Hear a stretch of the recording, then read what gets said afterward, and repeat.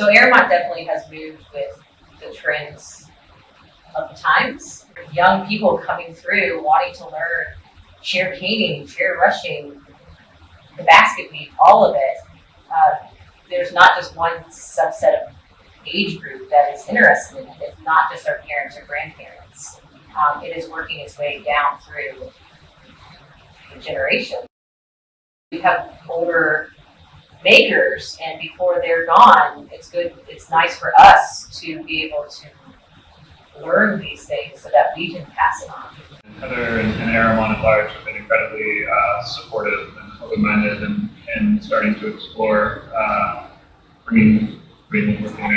There's a really inspiring community of sharing knowledge that's grown up around green woodwork.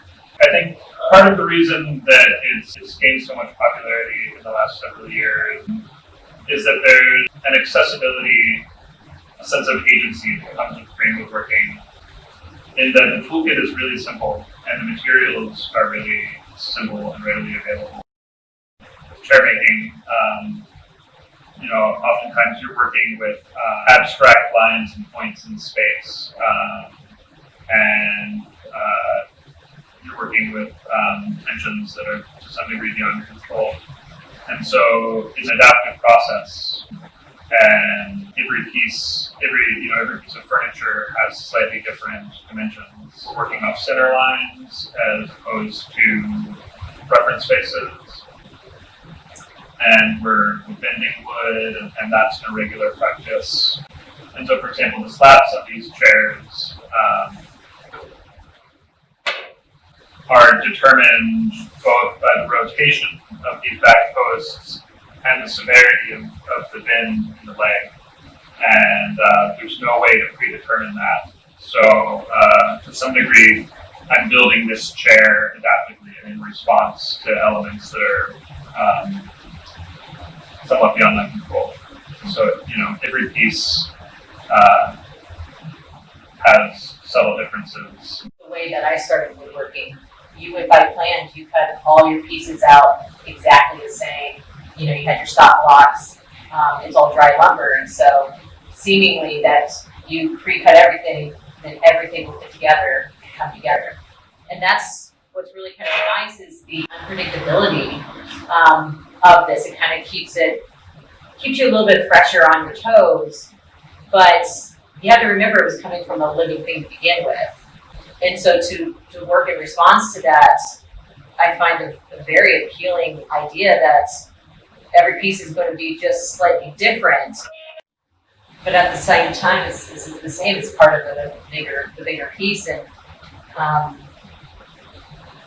don't know. There's something just very lovely with the unpredictability and in response to us as makers. One of the things that I find interesting about green woodworking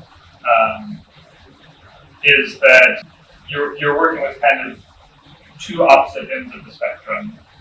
You're working with the material in a very raw form, but in chair building, you're dealing with some of the most demanding design elements. I think green woodworking is an excellent way to be introduced to the craft, because you really get to know the nature of the material. Instead of working with sawn lumber, you're splitting material from a log. You learn how the fibers are oriented in the tree. You learn how a tree comes to be a workable material.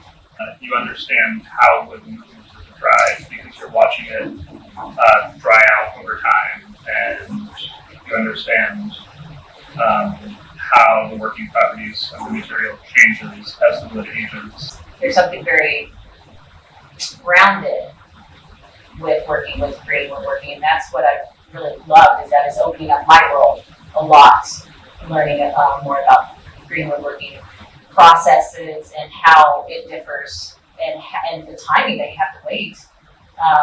You can't just throw something together in a weekend and be done with it. There is a waiting period when you're building this way. You might have to wait a month for it to get to a certain dryness before you can move on to the next step. And there's something kind of lovely about that not rushed process that you kind of take your time, you can step away, and then when you come back to it, you can still work with it. Silence of working with hand tools and wetwood opens up lots of space for conversation. It's a much slower pace of work, so I think it's a really nice way to be productive around people.